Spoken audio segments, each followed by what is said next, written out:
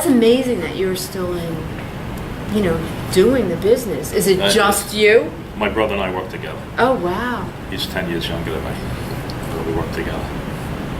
And that's your sole living? He's been with me. My mother died, he was like 10 and 11, and he's been coming with me ever since. I can't get rid of him. We fight like cats and dogs. My friend says on a calm day you can hear us coming. We're pulling the pots, you go from one to one. He says all I can hear is you two fighting. Well, it must be a formula for success. I guess. Because you probably some of the fewest people, there might not be too many people out there, There's right? none. I'm like one of the only full-time guys that's done it for my only source of income. But the rest of the guys are retired or older, and there's really not many full-time guys. Or they take a different job. Yeah. So your family has been involved? No. It's just you started right, it? Yes. In the 1800s, on my mother's side, there were people that worked on the bay and stuff, but my father was a builder in Babel, and they tried to get me to work with them, and I was too smart. I was a fool, but you wanted to be too out soon on the old, water. too late smart. No, my father yelled at me all the time. I was never fast enough when he was building, and I didn't like it, and just to revolt. Yeah. So when you first started, that was what, in the 70s? 60s. 60s. Were there a lot of people out there then?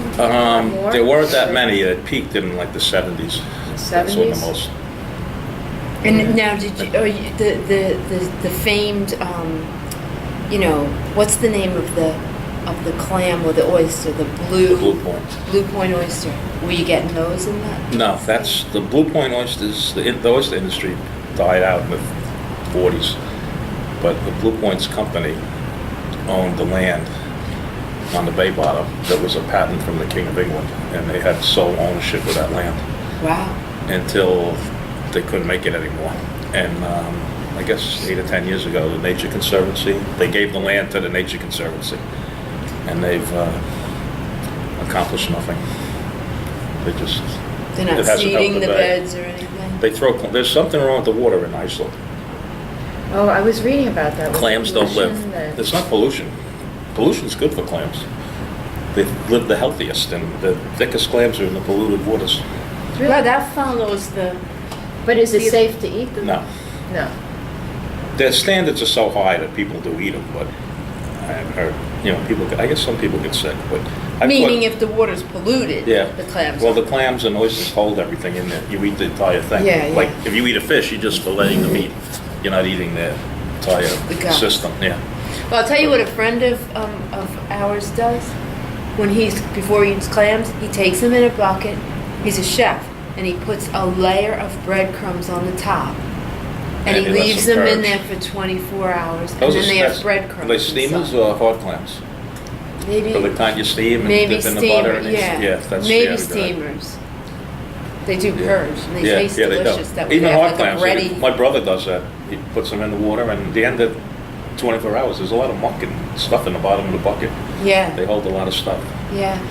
But the clams are polluted. I've dredged crabs by the Verrazano Bridge and up to the Statue of Liberty. Wow. You wouldn't believe the clams there. 50 feet of water. They're beautiful. The meats look beautiful. And it's just all closed. You can't catch them. Is it closed to... Shelf it. You can take the crabs, because you cook the crabs and you don't eat the innards. You just eat the meat. Yeah, pollution is where all the polluted areas are. That's where the most clams are. That's where guys used to work in polluted areas, and the conservation would chase them out. So that's what killed the oyster? No, that was the salinity changed in the 30s when Mauritius Inlet opened. With the hurricane. The hurricane in 38, I think it was. 38. And it changed the salinity, and it brought in a predator oyster drills.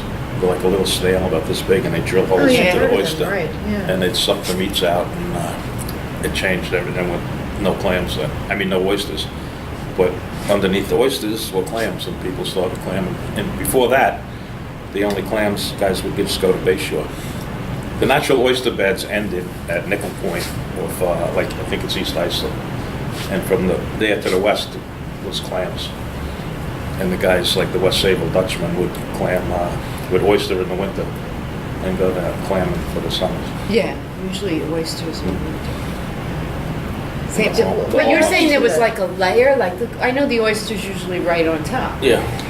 But then when you dig down, all that time prior to 1938, there were clam beds under. I guess there were. That's they were underneath the oysters, but then the oysters need clean shells to set up. They have to have shells, so when they spawn, their spat floats around, and they need something to attach themselves to. Yeah. And they have to have clean shells. Do you think maybe that if they put rocks on the bottom of the... I don't know. Oysters, I've seen them set on rock. rocks. I've seen them set on. I've seen pictures of them setting on old bottles, a set of false teeth. They'll set on if it's clean enough. I've seen pictures of it. That's why they're always on those jetties on the North Shore. Yeah, you find like jetties there. There's a whole new industry, not a new industry, but there's a lot of guys on the North Shore catching wild oysters now. Yeah. And they set up on these, they're doing good. Independent guys, not farm raised. Right. They're doing pretty good. Now, you were talking about the Dutchman in West Sayville. And can you tell us about that? They came here in the 1850s, the first Dutchmen. And they brought their families and stuff over, and they wound up settling in West Sayville. There's other communities in the country. There's one in Wisconsin. And they came for the oysters and tulips. Like the Van Borgendians area, the Van Borgendians. I've never heard of that name. Very big tulip farmers. But anyhow, they came here and they all settled in West Sayville. And there was that Blue Point. That's where Blue Point Oyster Company was. Does that still exist? It's the building and everything's there, but the Nature Conservancy owns it. Owns it, okay. Because that's been gone for a long time then. About 10 years. 10 years. But all those streets there were all Dutch. Everyone on those two streets, Rollstone Division on the north side of Montauk and Atlantic and West, every house was a Dutchman. Then they were all They all related. Dutch colonials over there too, probably? Not really. Yeah, they are some, whatever. Yeah. But they were all Dutch till about 25 years ago. Now there's none left.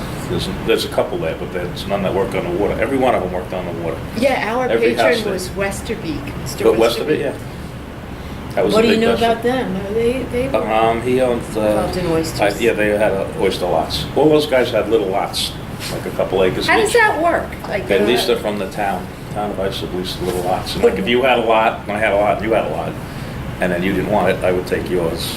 And then you didn't want yours out there, and I'd have more. And that's how So- some of them grew. It was like a yearly lease Yeah. that you had, and that was your So much, place for, to I think it was work. like $3 an acre then or something. How the heck do you keep track of land underwater? They'd have to stake it out with latitude. I don't know how they did it years ago, but now they can. But Yeah. they really don't. It's it sounds good, but no one's going to be there at night or people sleep and Yeah. stuff. It's difficult. Poaching. A lot of but they all those Dutchmen started that way. And It was what a were neat they- community. They would work their little plot, and then they would sell it to the oyster company? Well, they buy seed oysters. The small oysters came from the east end of the bay, like Mauritius, and they dump them on their lots. And in a year or two, they grow big enough to sell.